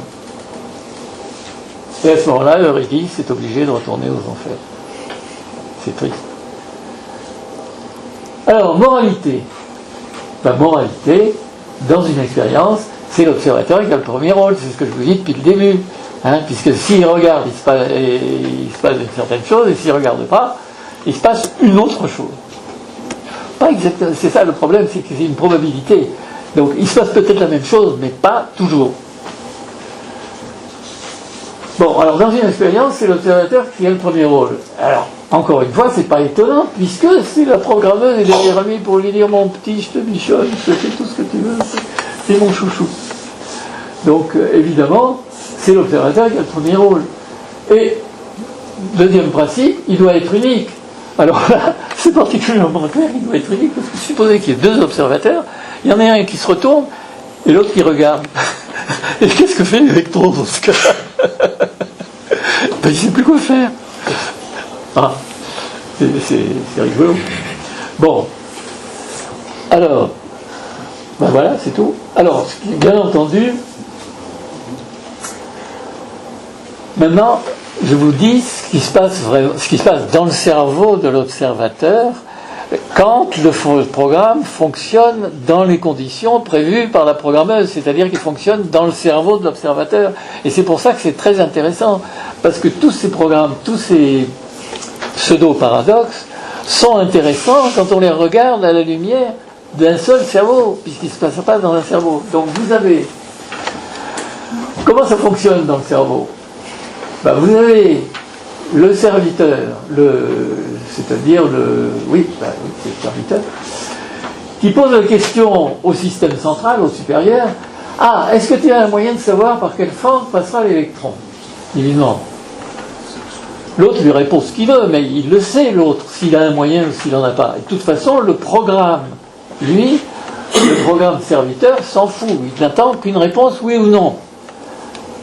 Alors, bien entendu, le système central, il va lui répondre la vérité, parce que sa vie en dépend.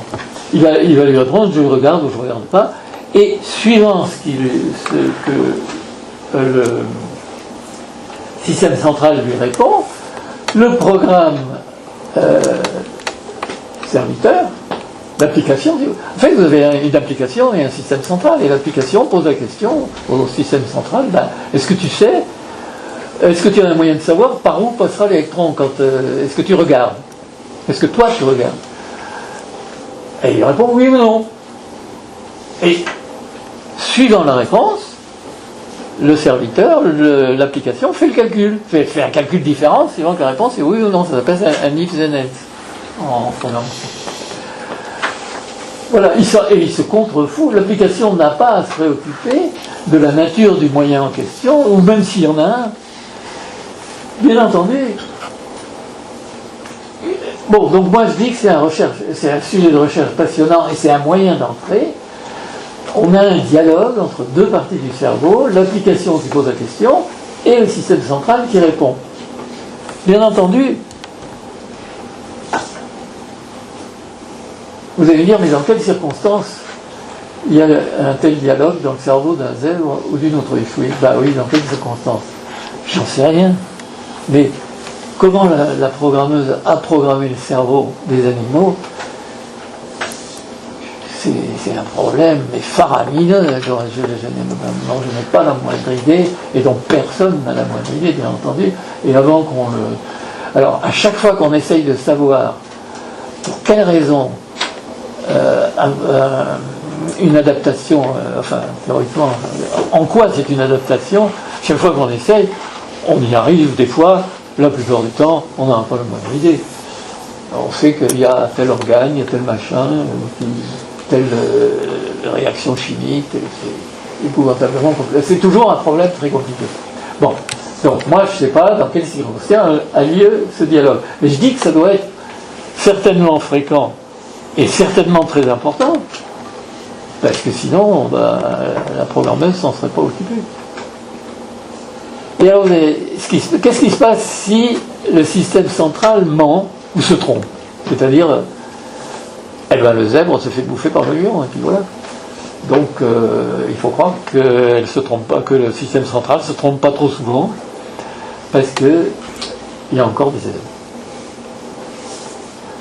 Bon, alors, je sais pas, moi j'ai encore, je vais arrêter parce que d'abord je commence à...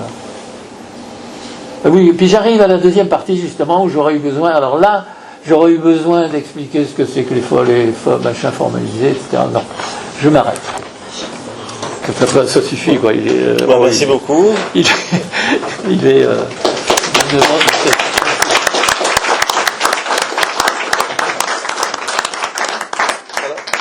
Peut-être je propose donner la parole à l'assistance sur Zoom pour poser quelques questions d'abord, sinon nous risquons de ne plus avoir aucune question disponible à la fin. L'un d'entre vous a-t-il des questions à poser? Il faut réactiver le micro à ce moment-là. Silence radio. Oui, je crois que Jean Petitot voudrait intervenir, non? Jean Petitot. Ah oui, j'aurais une question, mais c'est pas tout à fait sur la physique. Non, ça fait rien, moi. Bon, je vous remercie beaucoup de votre exposé. Je vous avais envoyé un mail là, il y a à peu près une semaine. Ah bon? Je sais pas si je me rappelle pas. Alors là, j'ai pas dû faire attention, je l'ai pas reçu ou il est allé dans le spam. Bon, c'est pas grave. Disons, c'est plutôt sur les neurosciences de la vision. Ah, bon. Mais J'y connais rien, hein, je vous préviens tout de suite. Oui, mais depuis les années 90, je me suis beaucoup intéressé à ça. Oui. Et on commence à connaître pas mal de choses sur la structure des aires visuelles primaires. Enfin, c'est surtout ça qui m'avait intéressé. Oui. Alors, dans le cerveau, vous voulez dire? Intéressé à creuser un problème, Oui. un seul, apparemment extrêmement simple. Oui. Comment le système visuel extrait des contours d'objets. Oui. L'image de la rétine est une image très pixelisée. Oui. Et comment les systèmes visuels arrivent à extraire des contours d'objets globaux qui délimitent des objets. Oui. C'est absolument essentiel pour les animaux, c'est absolument essentiel pour la survie. Oui. Et on commence à connaître pas mal de choses chez des espèces très différentes. Oui. Vraiment ce que vous dites, des oiseaux, des mammifères, des chats. Ah non, mais moi chouettes. j'ai rien dit là-dessus. Hein, Il y a beaucoup de données expérimentales. ouais. Alors, qu'est-ce que disent ces données? En deux mots. On a des petits neurones qui sont des sortes de filtres très locaux et qui détectent un petit contraste local à un certain endroit. Bon, c'est une sorte d'analyse en anglais. Donc on a des petits neurones qui détectent des traits locaux. Oui. Et puis on a une connectivité. Et cette connectivité est extrêmement spéciale, extrêmement spécifique. Et c'est cette connectivité qui fait que le réseau de neurones calcule quelque chose. Oui. Alors par exemple, j'ai beaucoup étudié comment des petits neurones qui détectent très localement une position et une petite direction de contraste arrivent à intégrer des données locales comme ça pour faire un beau contour qui délimite un objet globalement. Oui. Alors mathématiquement, enfin, c'est un petit peu compliqué, mais enfin, on voit comment ça fonctionne. Et c'est lié à une architecture fonctionnelle incroyablement spécifique, ce qu'on appelle les hypercolonnes d'orientation, des connexions cortico-corticales entre hypercolonnes d'orientation, enfin bon, tout un truc très compliqué, mais c'est la connectivité qui explique le calcul. Donc, oui. ça correspond assez bien enfin, à ce que vous dites, surtout dans votre dernier livre, là, les décompilateurs. Ah bon? Et on pourrait dire que la notion mathématique de courbe, c'est oui. une sorte de décompilation de ces calculs neuronaux sous-jacents. Ah, Mais la question que je voudrais vous poser est la suivante. Ah. C'est la connectivité du nerf visuel primaire est un hardware complètement dédié. Oui. C'est-à-dire qu'il y a une tâche particulière, comment on fait pour extraire un contour global.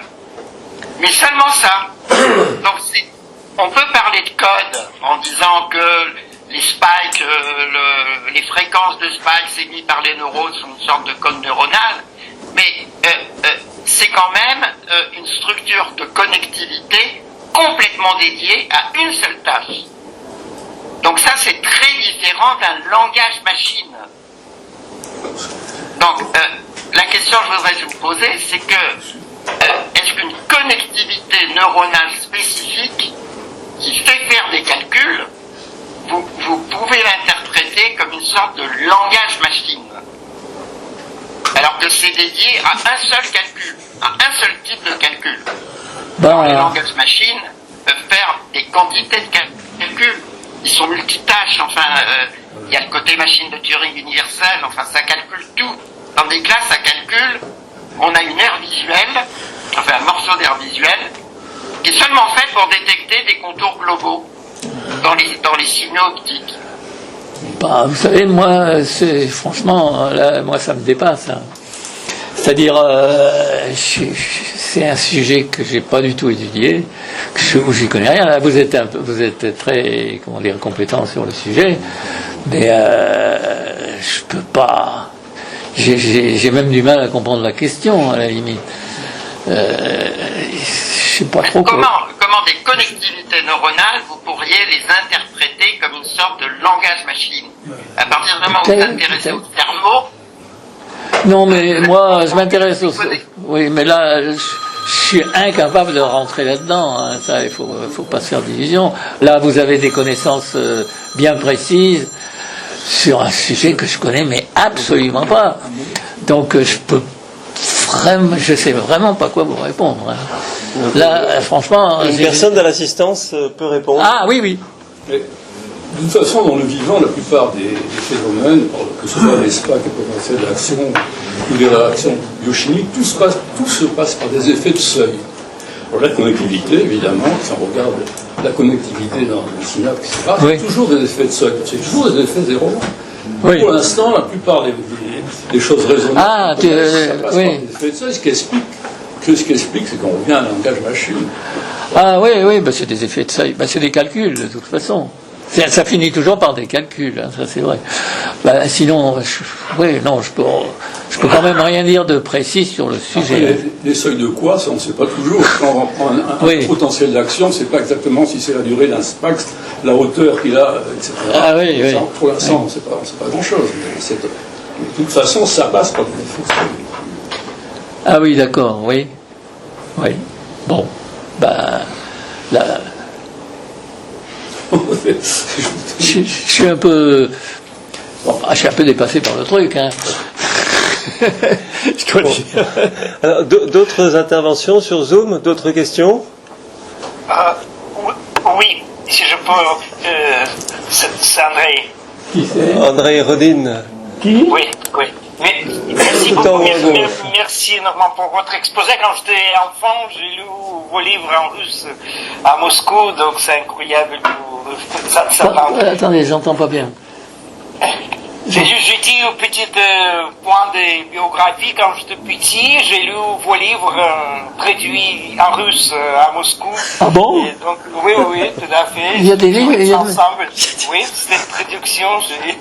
Ah bon? Oui. Ah bah, c'est très bon. Merci beaucoup. Et donc les questions? Oui. C'est un peu type philosophique. Donc vous dites, pour interpréter correctement l'expérience, comme vous dites, je crois qu'il faut imaginer que c'est vraiment important pour survivre. Oui. Donc Oui. connaissance comme fonction de survivre, et donc on peut appeler ça, je crois en philosophie, comme théorie pragmatique de la science. Mais par contre, bien sûr, il y a un effort, disons, de comprendre la nature sans observateur, d'objectiver. Donc on parle de qu'est-ce que ça a été la nature avant que les hommes sont arrivés. Niveau d'évolution et choses comme ça. Mais les dinosaures, c'est pas. Et je crois, vous parlez de relativité, et bien sûr, c'est ça le point de relativité, parce que on peut dire les théories un peu primitives posent toujours observateur dans le centre du monde, comme Ptolémée. Oui, après, on arrive de poser nous-mêmes comme des observateurs. André, il faut poser une question pour redonner la parole à l'orateur, parce que personne dans la salle ne peut entendre André. Oui, on n'entend pas bien. Déjà, moi, j'entends pas terrible. Donc, il faut poser une question pour redonner la parole à l'orateur, que la salle puisse en profiter. Mais à votre avis, est-ce que votre vision disons, épistémologique, oui, vraiment pas compatible avec, disons, réalisme, avec l'idée qu'il y a quelque chose que la science nous dit, oui, qui est vrai, sans rapport direct à Rome. Et donc tout cet effort d'objectivation, oui, de laisser à côté observateur et représenter les mondes comme il est, sans nous. Et donc, selon vous, ça n'a qu'un sens, ou non, ou quand même, on peut quand même. Mais c'est-à-dire, c'est pas ce que je dis moi, c'est pas de la philosophie, hein, de toute façon. Moi, je dis simplement la chose suivante. C'est un peu mon histoire personnelle. Quand j'ai appris la correspondance prof-programme, je fais des maths, hein, je faisais pas de la philo, puis j'en ai jamais fait. Quand j'ai appris la correspondance prof-programme, c'est ce que j'ai expliqué, j'en ai tiré le syllogisme qui est là, et c'est tout. Et tout ce que je vous ai expliqué n'est jamais qu'une façon de dire, de tourner en rond autour du premier syllogisme dont j'ai parlé, c'est-à-dire qu'Archimède écrivait, c'est tout. Je prends la remarque, Archimède écrivait des programmes. Et démerdez-vous avec ça.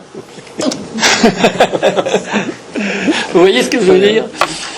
Donc Laurent Goffard voudrait intervenir. Laurent Goffard. Alors. Il vaut mieux que j'écoute. On peut mettre plus fort? On ne vous entend pas, il faut réactiver le micro. Oui, c'est bon. C'est bon, d'accord. Vous m'entendez maintenant? Oui, tout à fait. On peut mettre plus fort? Non, on ne peut pas mettre plus fort. Alors. Non, moi je peux pas. Je vous remercie. On va essayer. Je vous remercie pour votre exposé. Pas de quoi. Alors, la question que je suis au maximum. Très bien. J'aimerais connaître votre réaction à l'idée selon laquelle, en fait, le progrès des mathématiques n'est pas seulement dépendant de la programmeuse ou de la nature, de l'évolution biologique. Elle dépend également de circonstances sociologiques, historiques. Et en fait, de nombreux mathématiciens reconnaissent l'idée que, en fait, les objets mathématiques sont constitués tout au long de l'histoire. Ça prend beaucoup de temps pour constituer, pour consolider une notion ou une théorie. Et en plus, il ne faut pas oublier non plus le fait que il y a depuis Archimède et les anciens mathématiciens, il y a aussi l'apparition de l'écriture, il y a eu l'apparition de... c'est antérieur, ça, l'écriture. De mémoire, de pierres, d'objets qui sont extérieurs au cerveau humain.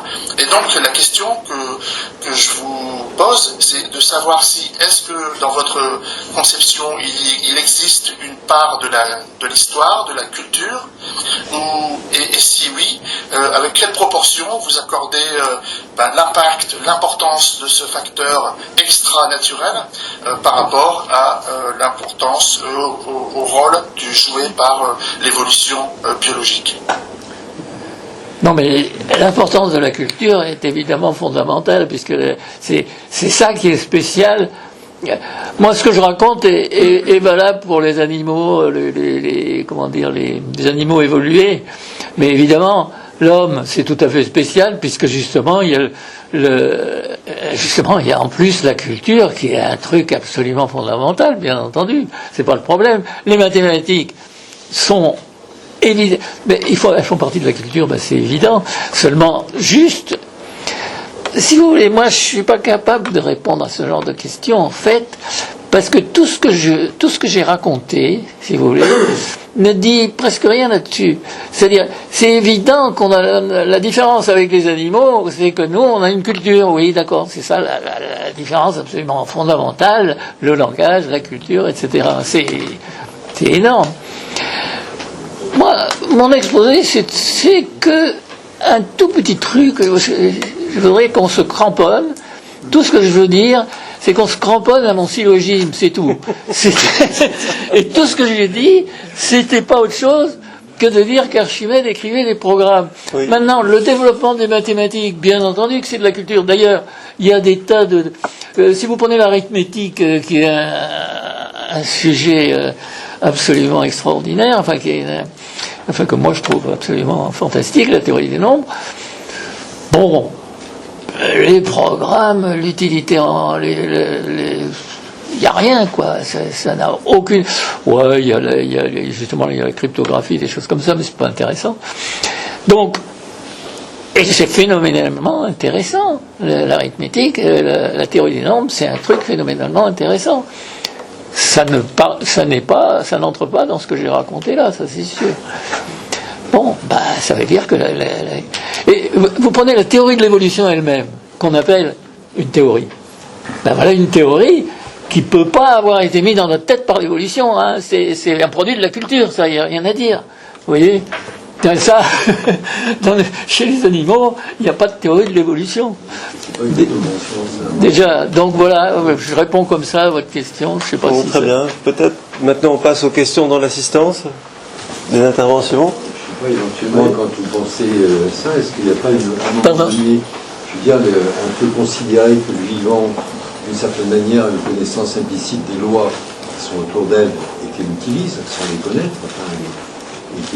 Bien sûr, sans les connaître. Sans les connaître, que ce soit la fourmi ou n'importe quoi, et confronté avec des lois physiques, il faut que... Non, il n'est pas confronté à des lois. Les lois physiques, ça n'existe pas. Non, un point. Confronté à des contraintes. Point final. Des contraintes. Des contraintes, ça, j'admets tout à fait. Auxquelles il faut qu'elle réponde.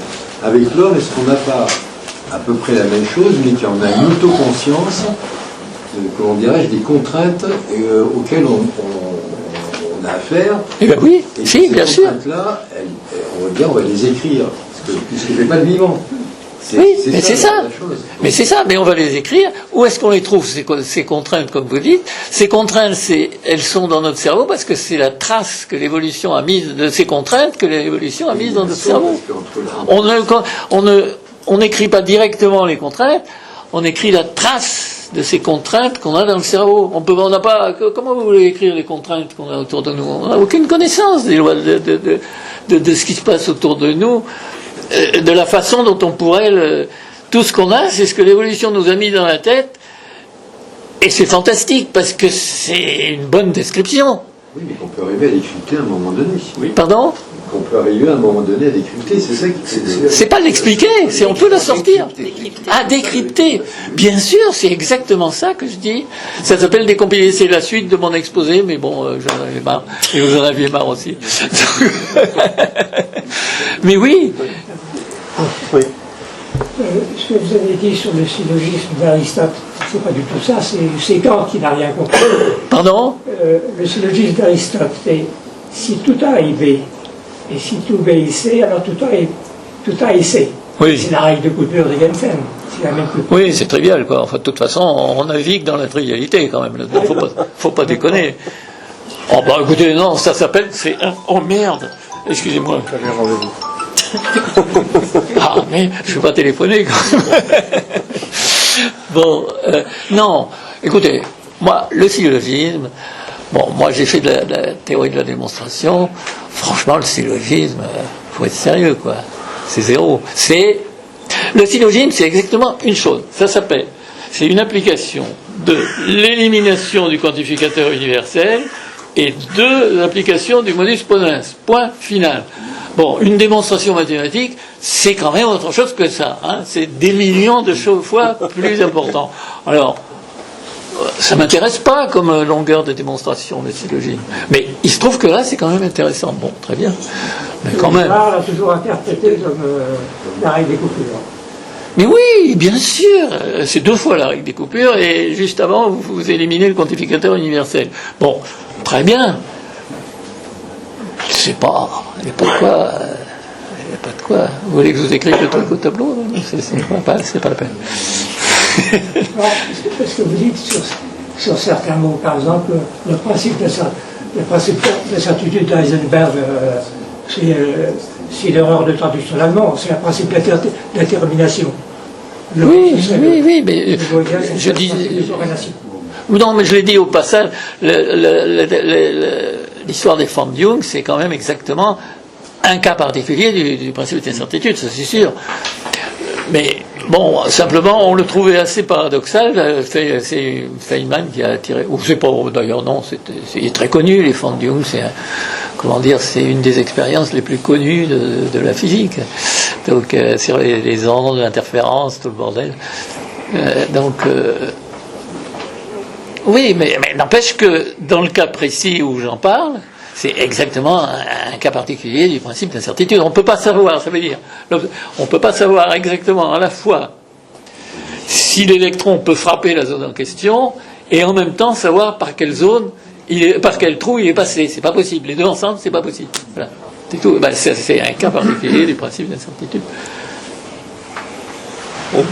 Des questions, oui. Est-ce que vous pourriez expliquer le lien que vous faites entre les inégalités de Bell et un nombre de Grothendieck? Ah, c'est pas moi qui le fais, c'est Cyrelson qui a trouvé ça. C'est une bonne. Il est très. Cyrelson, c'est un grand mathématicien qui est mort il n'y a pas longtemps d'ailleurs. Et c'est lui qui a trouvé que l'inégalité de Bell c'était un cas absolument trivial. Je dis pas que l'inégalité de Bell c'est trivial, mais je trouve que l'inégalité de Bell c'est un truc génial. Mais c'est en fait, effectivement, du point de vue mathématique, c'est trivial. Mais du point de vue idée, c'est génial. C'est un cas très facile de dire que la constante de Grothendieck est plus grande que 1. Bon, c'est trivial, quoi, ça. Mais c'est tout. C'est Cyrelson qui s'est aperçu que l'inégalité de Grothendieck a été le point central de l'histoire des variables cachées. Ben oui, je sais pas, si vous voulez, je vous fais le truc au tableau, mais ça va emmerder tout le monde. Oui. Salut Jean-Louis. Pardon? Salut Jean-Louis, Daniel Anglais. Daniel Anglais. Ah, Daniel, salut. Ah oui, je te reconnaissais même pas parce que t'es barbu. Merci de m'avoir envoyé. J'ai pas compris la deuxième moitié. Non, je voulais te poser une question en fait extrêmement simple. Attends, je me rapproche, hein, parce que. Quelle est Tu prouves qu'on n'a rien écrit. la partie selon laquelle, Pardon? la partie selon laquelle la programmeuse a doté notre cerveau et celui d'autres animaux pas trop primitifs de certaines capacités. Ça, Oui. c'est quelque chose que tu as en commun avec une foule de gens qui font une théorie évolutionniste des capacités mentales ou des neurosciences. Il y a une énorme littérature avec énormément de variantes, etc. Et ce que je ne vois pas absolument clairement, c'est ce que toi, ce qui est spécifique dans ton programme de recherche, c'est que ce qui est conféré par l'évolution et la programmeuse au cerveau humain et d'autres animaux, c'est la capacité d'écrire des programmes. Et je ne vois pas c'est ça. Quel est le lien entre les deux parties de ton exposé? Là, tu te fous le doigt dans l'œil, il n'y a rien à dire. T'as pas compris? Voilà. D'accord, c'est pour ça que je pose la question, c'est pas ça que la question. Non, c'est pas la capacité. Je dis, il y a des programmes. Toi, tu dis qu'il y a une littérature énorme sur ce que je raconte, c'est pas vrai. Non, mais justement, je voudrais bien voir la différence. La différence, je sais pas comment dire, parce que quand quelqu'un me dit quelque chose de faux, j'y arrive pas. Je suis déstabilisé complètement. Bon. Mais c'est faux ce que tu dis, ça n'y a rien à dire. Alors attends, j'essaie de reprendre. Elle ne nous a pas donné la capacité d'écrire des programmes, puisque c'est des programmes qui sont écrits dans le cerveau des zèbres. Les zèbres, ils n'écrivent pas des programmes, ils n'ont pas la capacité d'écrire des programmes. Ils ont la capacité de s'en servir. Heureusement pour eux, c'est tout. Les programmes sont hérités, c'est dire. Pardon? Ils sont hérités, les programmes. Bien sûr, bien sûr. Ils sont hérités avec l'ADN et le reste. Bien sûr. Il y a deux niveaux de programme chez les zèbres. Il y a le niveau de l'ADN, qui est le niveau de fabrication du corps. Et l'ADN fabrique un ordinateur, disons, pour simplifier, il fabrique un ordinateur, et l'ordinateur lui-même est programmé. Et c'est un autre niveau de programme. D'ailleurs, l'ADN, c'est un type tout à fait spécial de programme qu'on appelle des quines, tandis que les programmes qu'on a dans notre cerveau ne sont pas du tout des quines. Et les quines, c'est des programmes qui, dont l'effet est de réécrire leur propre texte.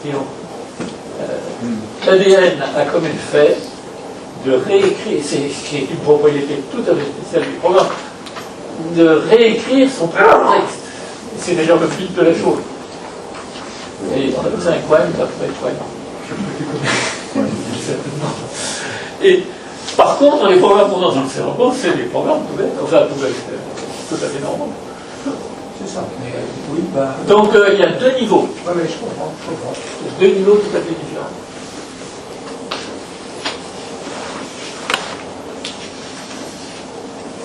D'autres questions? Ah. J'ai un problème avec votre... ce que vous appelez mesure et qui est uniquement adressée à l'observateur. C'est-à-dire que il n'y aurait pas de mesure intrinsèque. Et ça ne va pas du tout. Il n'y aurait que des observations, il n'y aurait que des relevés. Mettons, les astronomes, dans l'Antiquité, ou même encore maintenant, ils font des relevés de planètes. Bon, et ça, alors évidemment, ça c'est destiné à chaque observateur. Bon, c'est propre à chaque observateur. Bon, c'est pas une mesure. C'est pas une mesure. Une mesure intrinsèque, c'est par exemple la masse de telle planète. Ça, c'est une mesure intrinsèque qui ne dépend pas, de l'observateur. Et vous savez bien que la masse de... Non, là, vous me dites un truc qui, de toute façon, même du point de vue du physicien normal, est faux. La masse de la planète, elle dépend de l'observateur. Ah non. Il y a des masses élevées, mais si l'observateur se déplace, à grande vitesse, la masse de la planète, elle change même pour lui. Ah, moi je ne peux rien. C'est ce que dit la théorie, c'est ce que dit la relativité. Donc, ça va pas. Bon, vous me dites quelque chose de faux. Là. Et les lois de Newton sont toujours... De toute façon, la mécanique les lois de Newton sont contredites par la relativité restreinte. Oui, généralisée. Celles d'Einstein sont bidons aussi. Elles sont propres à Einstein. Ah non, là, vous me dites un peu n'importe quoi. Je ne réponds pas à des questions comme ça. C'est vrai. Mais oui, mais il y a des lois intrinsèques. On a parlé de choses sérieuses avec les zèbres aujourd'hui. En tout cas, là, ce que vous dites, n'importe quel physicien vous dira, vous foutez le doigt dans l'œil, moi j'y peux rien. La masse dépend de l'observateur. Tout le monde le sait. Enfin, tout le monde. Il ne faut pas charrier, là. Là, vous charriez un peu, là. Bon. Oui, mais enfin, est-ce que l'évolution nous a mis ça dans la tête? Parce que non, mais attends, on est en train de me dire que la masse d'un corps ne dépend pas de l'observateur. Bon, depuis la relativité générale, on sait que la masse d'un corps dépend de l'observateur, il n'y a rien à faire. Bon, on le sait. Alors, c'est autre chose. Maintenant, qu'est-ce que c'est que d'autres interventions? Non, moi, là, je ne suis pas d'accord. Si l'assistance n'a pas d'autres questions, il ne faut pas pousser grand-mère dans les autres. Bon. Si, encore une intervention? Hubert. Oui, quand tu dis dépend de l'observateur, je préférais l'expression dépend de l'observation. Parce que dépend de l'observateur, c'est un peu ambigu. Oui. Ce sont des problèmes complexes. De toute façon, l'observateur, pour moi, c'est un être vivant qui a un cerveau. Alors l'observation, c'est bien rien.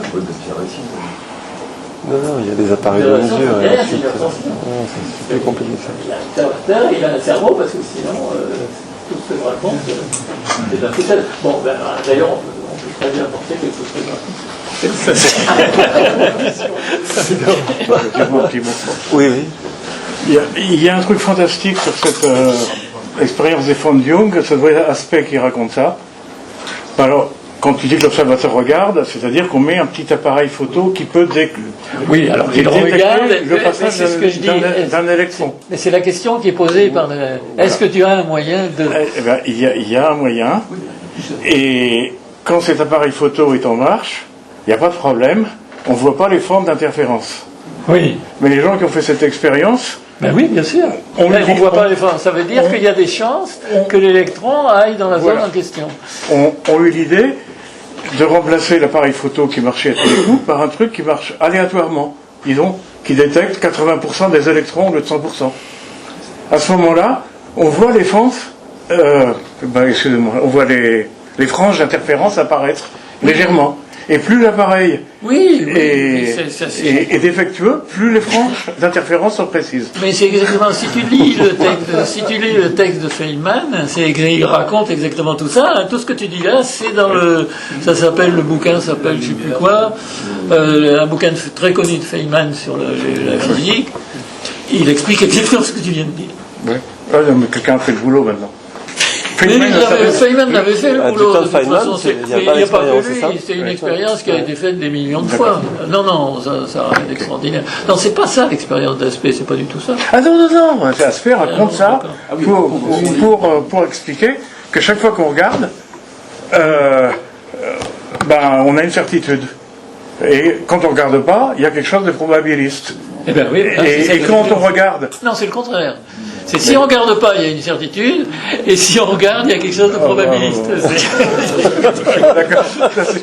Tu vois les choses à l'envers. C'est pas grave. Bon, je propose de remercier une seconde fois Jean-Louis Krivine. Merci beaucoup.